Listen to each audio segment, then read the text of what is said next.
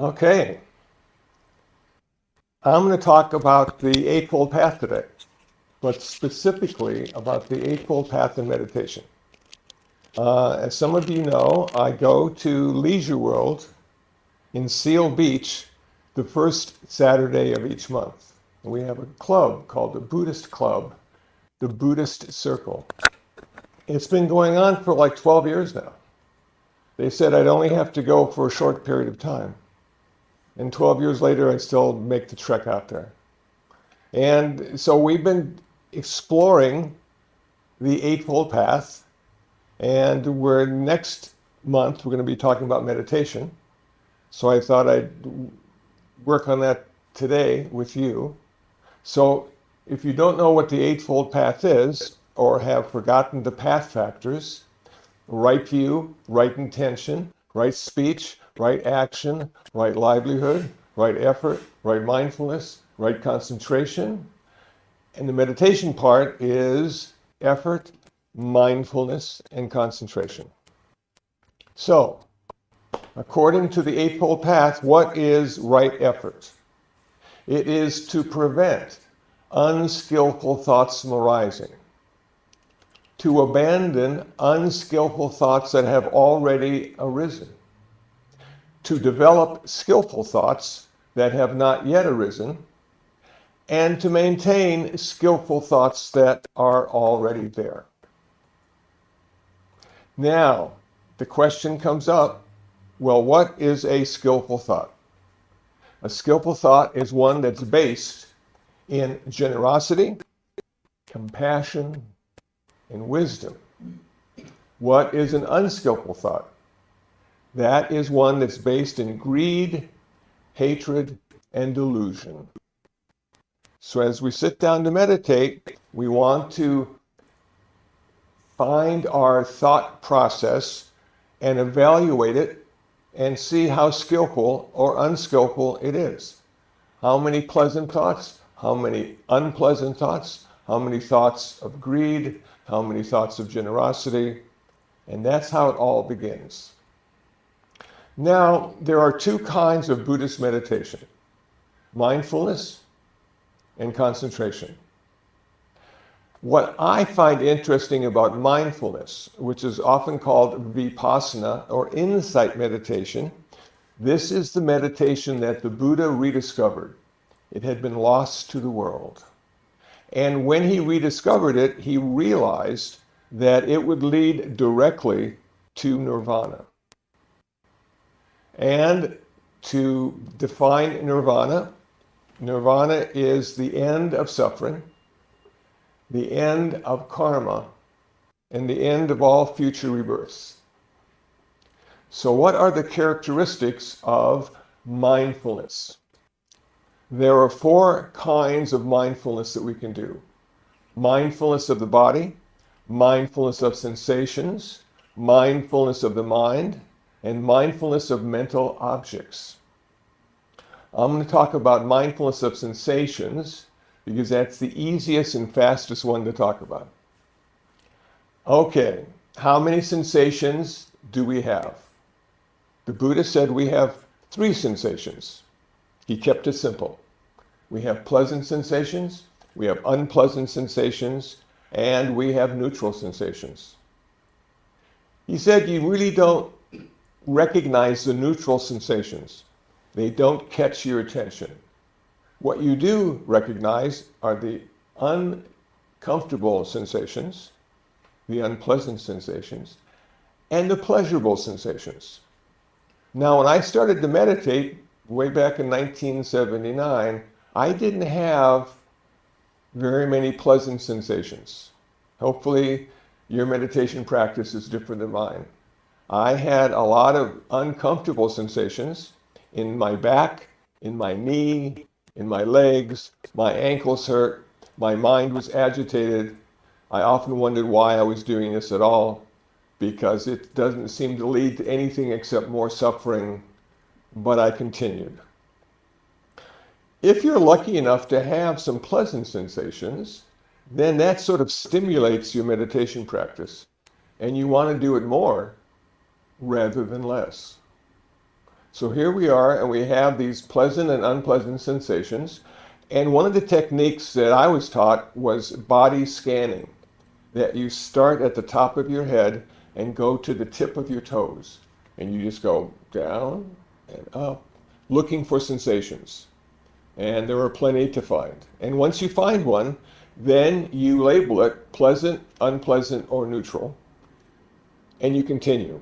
You don't evaluate it, you don't think about it, you don't give it a story, you don't try to resist it, you don't try to accept it, you simply note it and go to the next sensation.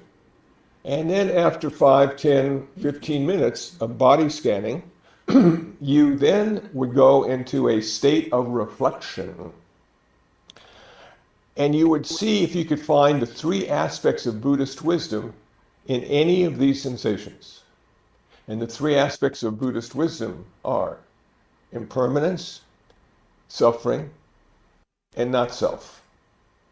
So you look at a sensation and you would say to yourself, is this sensation permanent? And if you think about it long enough, you realize that there was no sensation that you came upon that was permanent. They were always shifting and changing.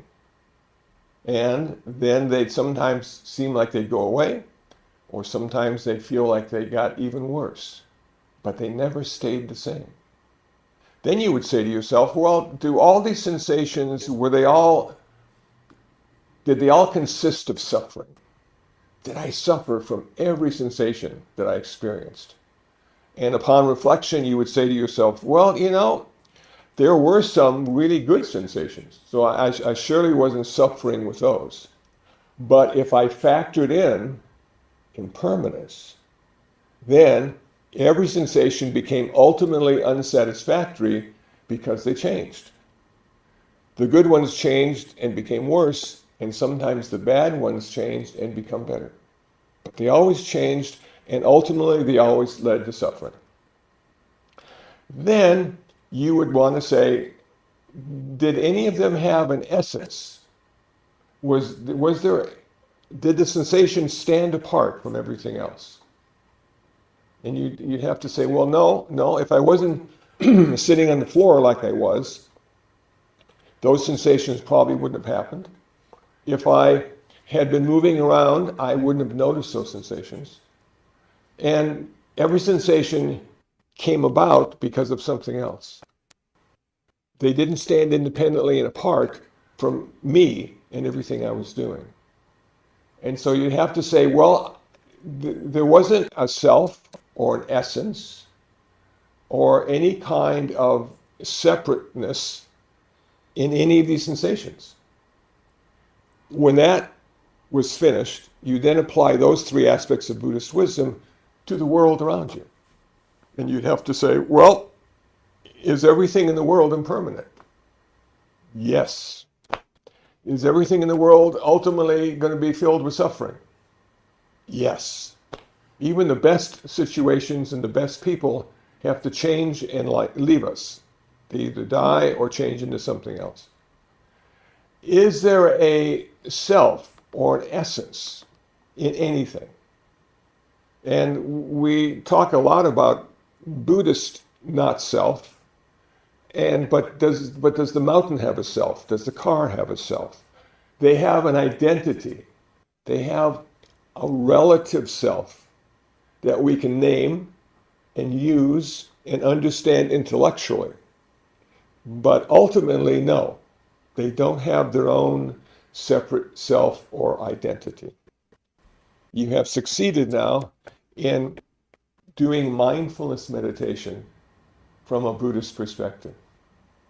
Now we go into concentration. Concentration was already practiced back in India at the time of the Buddha. Everybody was doing concentration meditation because mindfulness had been lost. And you would say to yourself, well, how did the Buddha learn concentration meditation? Because he rediscovered mindfulness. The yogis of India taught him how to do concentration meditation, which is called samatha. And he was really good at it. He had done it before in many lifetimes, and he was really good at it. And it's said that some of the teachers wanted him to take over the students because he was better than the teachers. But he said, no, no, I'm still looking for the right kind of meditation to end suffering completely. So, what are the aspects of concentration meditation? There were 5 aspects: applied thought, sustained thought, happiness, bliss, and equanimity. And you go through 4 stages.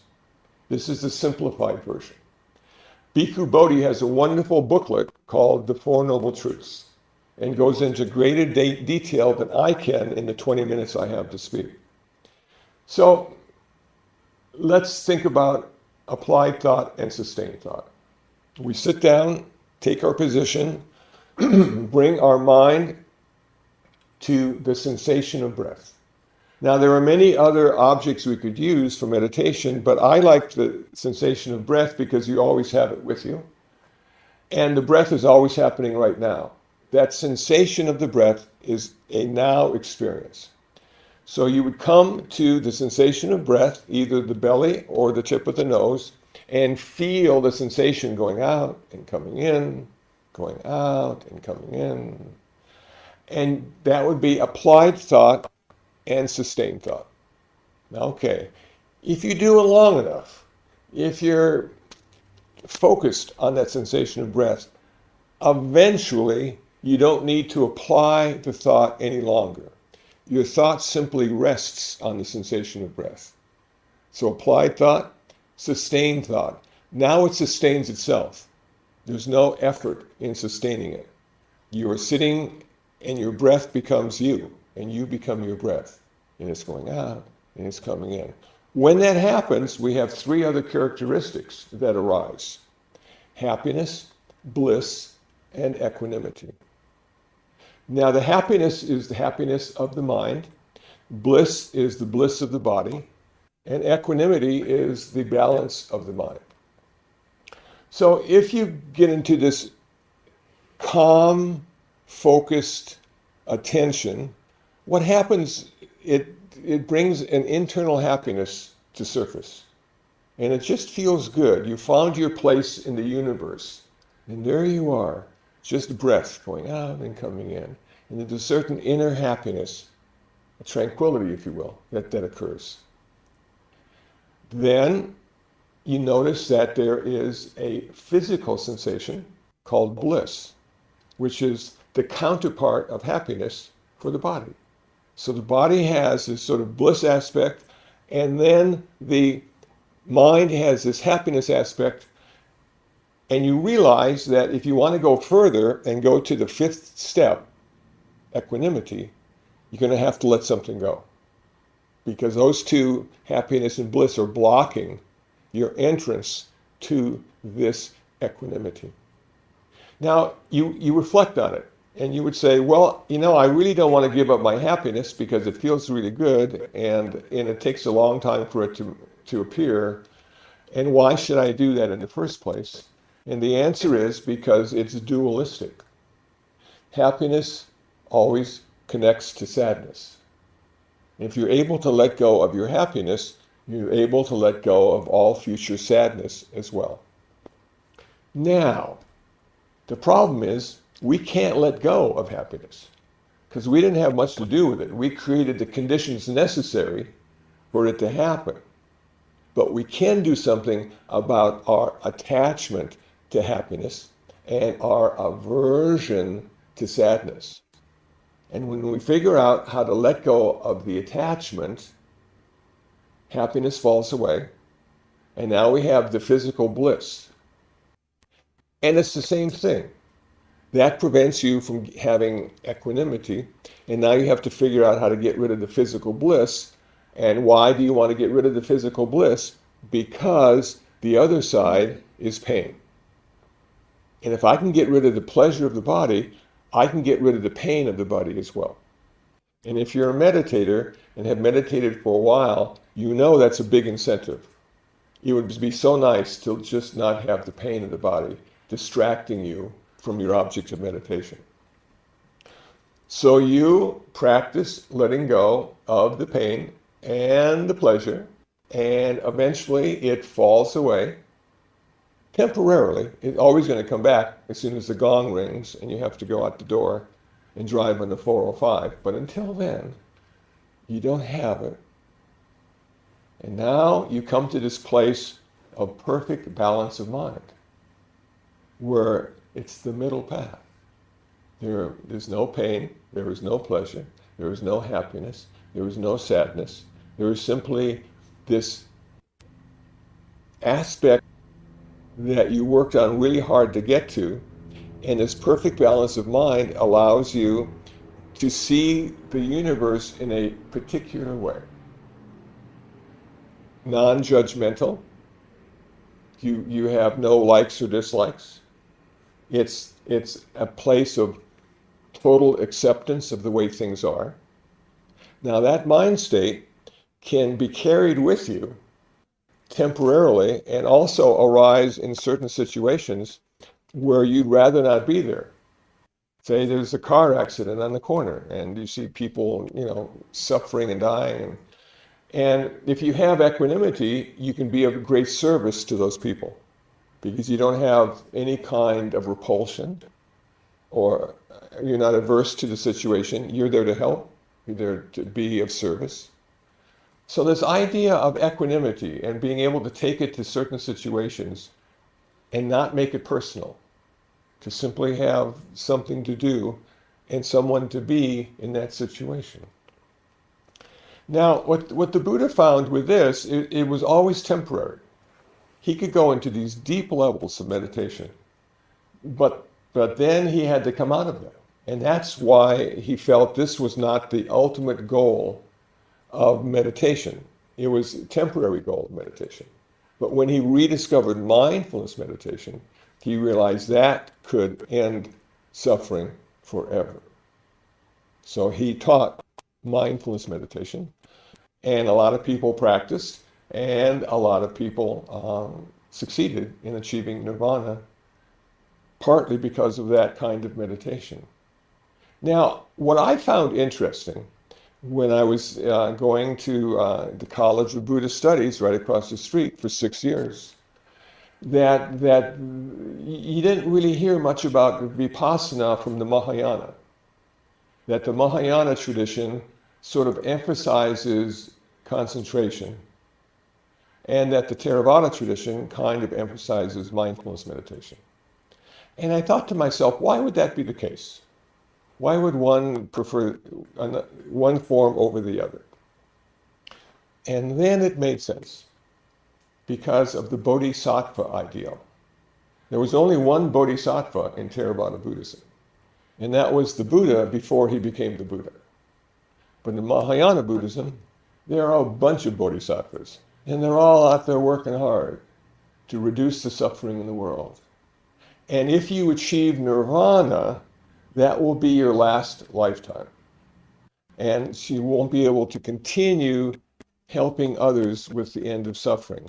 But if you achieve enlightenment, you can still continue lifetime after lifetime being of service to humankind, as well as animal kind too. Okay, so let me give you my definition of enlightenment and my definition of nirvana. Nirvana, as I said before, is the end of suffering, is the end of karma, and the end of all future rebirths. Now, what I found interesting, again, was why did they end karma? What's the point in not having karma? And the point of not having karma is you can't be reborn. Because what's being reborn? Our karmic energy. As long as we have karma, we will find rebirth. But once you end your karma, you can no longer be reborn, and you reside in nirvana after death. Okay, so now we come to the Mahayana and enlightenment. And I define enlightenment as the direct experience of the interconnectedness and interdependence of all phenomena. So I'll say it one more time. the direct experience of the interconnectedness and interdependence of all phenomena, which is perfect if you are following the Bodhisattva path, because you come to this place of direct experience and interconnection and realize they are you and you are them. And if they suffer, you suffer. And if you end their suffering, you're ending your suffering. And if you're ending your suffering, you're ending their suffering. That interconnection. So when you have that direct experience, you realize that is an ultimate truth. Oftentimes it can't be put into words because words do not describe ultimate truth. They only describe relative truth. And we're lucky we have words, so at least we can have a finger pointing at the truth, even though the finger is never the truth. Okay, so you've had this experience. You're at the beach one night, and the sun is setting, and for some reason, your self, relative self, sort of falls away, and you become the beach, and you become the sunset, and you become the waves, and you become the seagulls for just a few moments. And then it all goes back to how it was before. You're walking on the beach. But in that one moment, you had that direct experience, which if you are aware and alert to the experience, will change the way you perceive yourself and your relationship to the world around you. So you don't have to be a meditator for 50 years to experience just a bit of enlightenment. It can happen at any time. Most people, when they have that experience, think there's something wrong. Am I coming down with the flu? What happened? Because maybe they've never meditated a day in their life. Maybe they've never heard of Buddhism and the way Buddhism describes that experience. It's just an oddity, something that happened, don't know why, didn't last very long, you're still the same person, and off you go to do the next thing. So it's fascinating when you get into this Buddhist meditation, and you've got the two kinds of meditation, and you have the two major schools of Buddhism. Vajrayana is sort of a mixture of both, but you've got these two major schools and how one emphasizes this and how one emphasizes that, and yet it all works. Not everybody is the same. Everybody needs something unique to their own particular situation. So you got a lot of people who are into Theravada, a lot of people who are into Mahayana, a lot of people who are into Vajrayana, and every one of those, they're all correct. They're all right. That is their truth. And so if you have a meditation practice, keep it up, because it'll benefit you in the long run and oftentimes in the short run as well. So I'm going to stop there and ask if anybody has any questions.